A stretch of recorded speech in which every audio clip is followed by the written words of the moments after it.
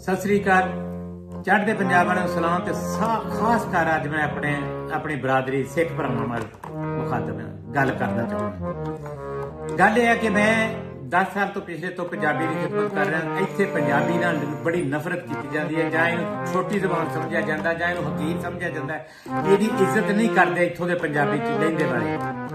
ते उस साड़ तो उस मैं पंजाबी नाल मुहब्बत तो तुहाडे नाल मुहब्बत की वजह नाल मैं अपनी जिंदगी पिछले 10 साल हो गए वकालत छड्ड के मैं तुहाडी खिदमत च लग्या ते हुण तक मैनूं कम अज कम जिहड़ा ना 44 मिलियन 1.5 करोड़ लोग जिहड़े तकरीबन मैनूं सुणदे आ, सुन चुके ने, वेखदे भी आ। हुण तुहाडे नाल इह गल करनी है कि मैं तुहाडी मुहब्बत च तुहाडे नाल तुहाडी दी मुहब्बत च पंजाबी दी मुहब्बत च तुहानूं नेड़े लिआउण दी वास्ते ते तुहानूं एक करन वास्ते ते तुहानूं दिलों एक बिल्कुल एक विक करन वास्ते, एक दूसरे वास्ते कुर्बान होने वास्ते, एक दूसरे दे काम आउण वास्ते ये मैं सारी खिदमत कर रहा। ते मेरी ये सारी खिदमत जिहड़ी है ना ये बर्बाद ना होवे।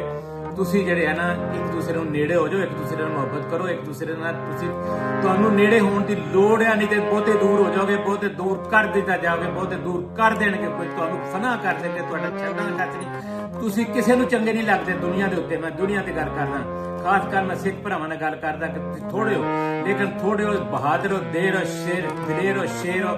तुहानूं कोई बर्दाश्त नहीं करता। तुहानूं सुकेड़न की कोशिश की, तुहानूं छोटा करने की कोशिश की जा रही है, दिन रात की जा रही है, तुहानूं मुकाउण की कोशिश की जा रही है। तुहानूं होश क्यों नहीं आती? तुसां मैं ये गल्लां गलत ने? नशा किन्ने लाया ते कर्जे कौन दवाउंदा ते फाहे कौन लिआउंदा ते चिट्टे कौन लिआउंदा, कित्थों आउंदे, कौन आउंदा, किहदी स्कीम है, किहदा मनसूबा है? तुहानूं इन्नी समझ नहीं। तुसीं एडे तुसीं साडे नालों ज्यादा पढ़े लिखे हो, ज्यादा समझदार हो।